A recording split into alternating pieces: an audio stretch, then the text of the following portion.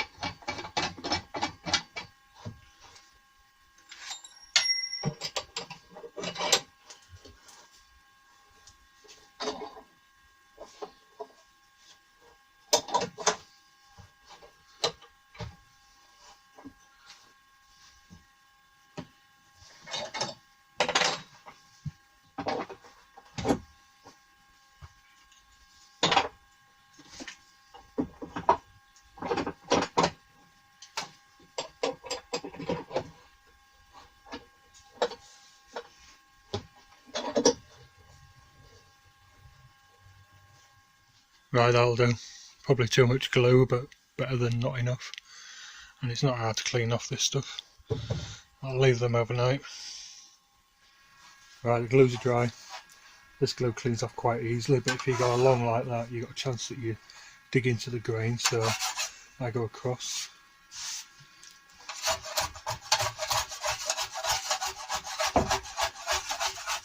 Right, when I glued these together, I didn't run them over the planer and get a square edge, so that one's not bad actually. That one's got a bit of a cup on it. So this one I'll turn upside down when I first put it through the planer, plane this side flat first. Just take a fraction off at a time so that the planer isn't squishing the board.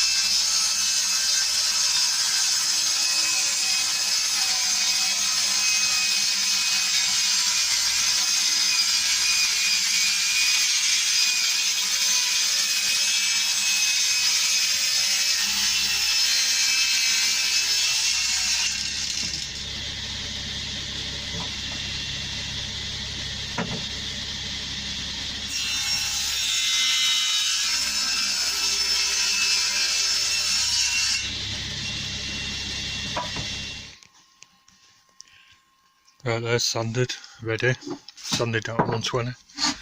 Stood them on little battens so that I can do both sides. I've got a problem. The stain that I used originally came from Morels, and I hate them, but I rang them today to get some more, to check that they've got some before I headed up there. Shut at 1 on a Friday. Idiots. Anyway, I've got this one, Colgon. That finishes like that, that's 2 coats.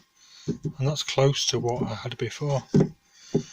I've got this tin of Wilco's. And it's, I might as well be wiping it with a tea bag. That's 2 coats on there. These two are liquid, like watery liquid. So I thought, right, I'll go get another tin of this. It's a modern one, but it's like a cream. That's 2 coats on there. It's very similar. It's not quite the same. I tried Liberum. That's a totally different colour. I prefer that colour. I like that colour compared to these. Because I don't like these antique pines. They just look yellow and nasty. So that's out the window. That one's a modern water-based one. But the water-based ones, I don't know, they take a bit more time to dry, I think, or to soak in. These are sanded because they need sanding anyway, but you'd think once they come out of the planer, they'd be nice and smooth. But sometimes they're too smooth. Paints and stains, they need a little bit of a key to soak in, get past that shiny surface. So anyway, I think what I'm going to do is mix these two, and that should give me enough to keep putting on layers until, I don't think there's enough to do it all with one tin. So we'll see. I think I'm going to mix these two Put my sander side here. I'm quite liking this sander. The dust in there is well packed in. I've had it well packed and it don't kick out that much dust either. So yeah, I'm quite liking that. So these two, if I've got to use them to make it a bit darker, I will. Normally I'd spray it, because then you get a nice even coat. Spray it on generously and wipe it down with a rag, wipe the excess off. That's what you should do with a stain. Put plenty on, wipe off the excess, then it doesn't end up patchy. And this is a cheap nasty spray gun that says 1.2mm nozzle on there. I only use it for spray, so for stains. But you get a bit of excess on that, and I haven't got stain to spare, so try to decide on that. If you put it on with a rag, you lose some on the rag, but you also maybe put a lot on to begin with, and then you start running out because it soaks in there. I think I'm going to spray it. Right, these tins are 250ml.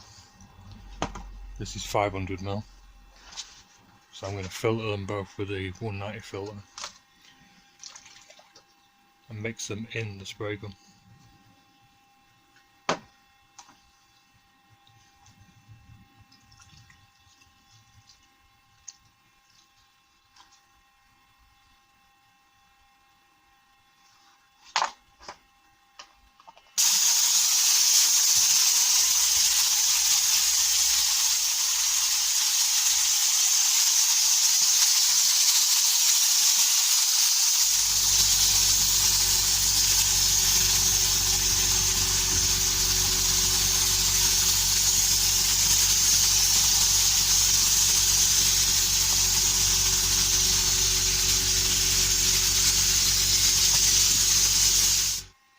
Right, that went on quite evenly.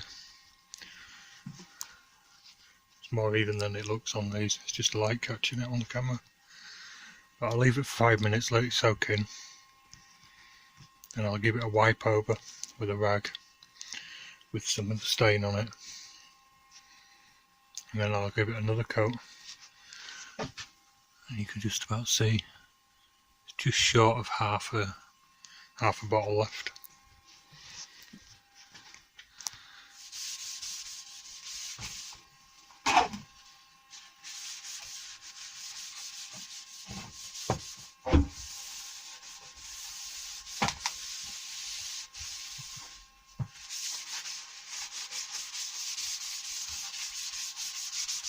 So I'll leave those for a couple of hours, and then later on I'll put another coat on, leave it overnight to dry. Right, they're pretty much dry, so I'll give them a second coat.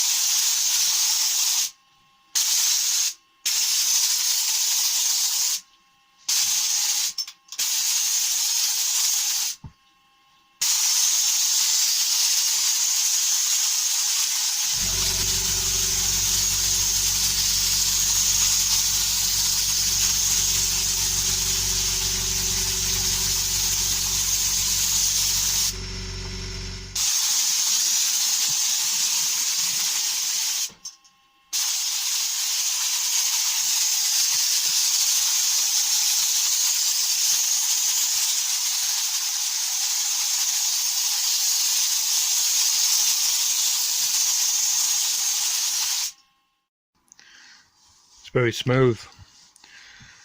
It didn't go all feathery.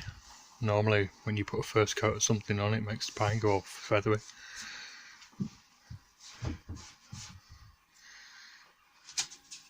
Now I'm going to spray them with pre-cat lacquer, 10% sheen, which means it's pretty much matte.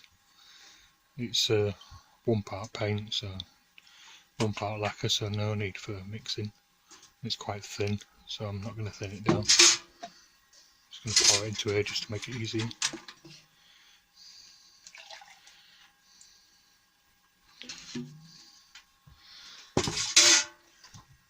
I'm going to spray it with this, which is a A&I gun. It's a cheap gun, it's only about 24 quid, but they're quite good. And it's a 1.5mm nozzle.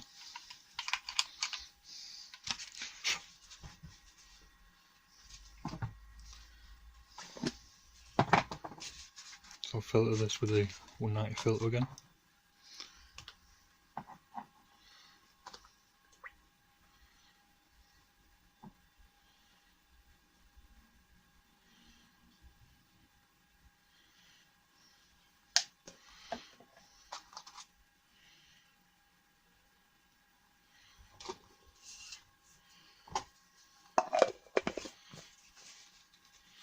Make sure that little hole's clear.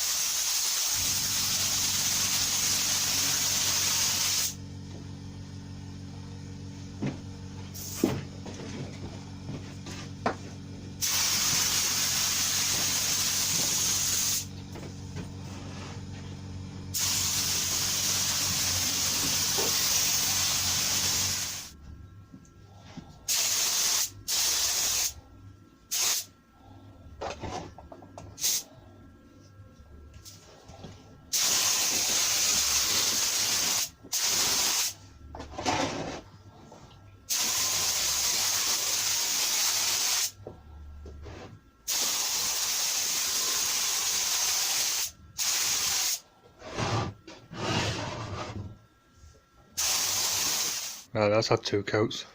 Like I said, when the stain went on it was very smooth, but now the lacquer's just a little rough.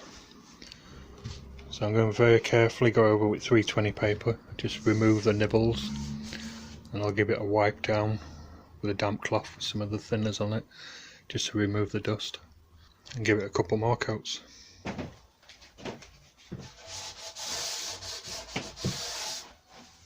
That's all it needs.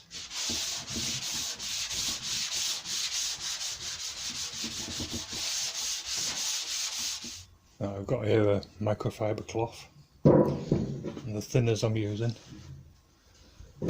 I'll just make sure that's wet, rub that in.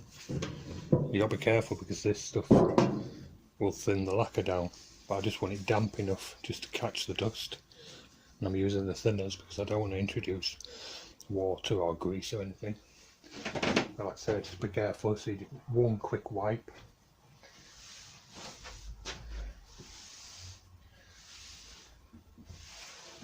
You want to try and push the dust all to one end. See, I'm starting to collect the dust there, so I'll try not to rub that back on.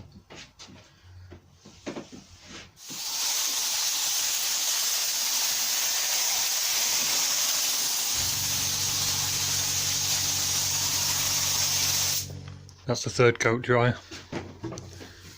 It's quite smooth. It's the odd little nibble here and there, so I'm just going to go over it with one of these, an abrasive pad. Give it a wipe down again with damp cloth, and give it a final coat.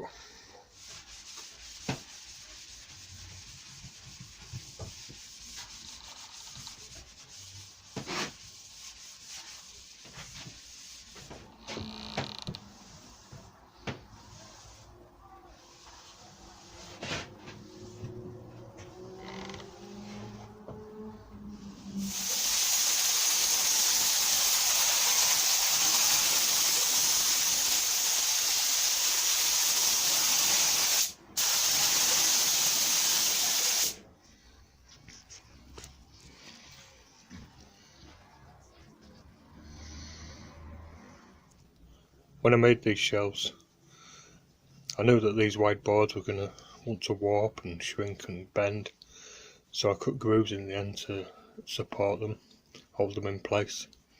I can't do that now with this new shelf, so I'm going to use these, just little buttons on the end. You won't see them under that shelf. Right, it's Sunday, of course I've left the battens at home on the bench. You can just see where I cut in the grooves. That one's opened up a little bit. But at least those grooves are holding them flat still.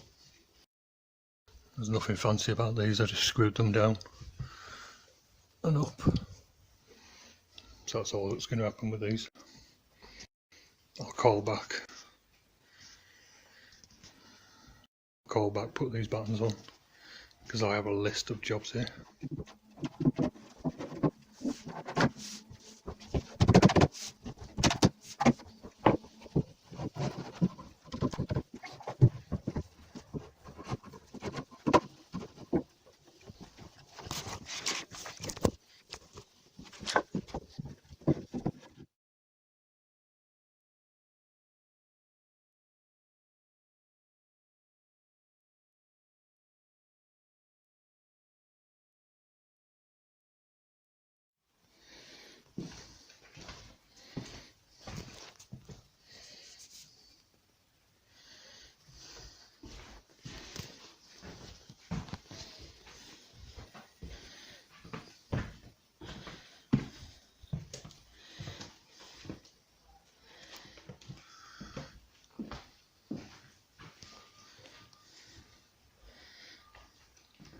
Colour's quite a bit different, but maybe one of those other stains would have been alright. It's done now, so hopefully it'll fade. The brackets are on there, that end.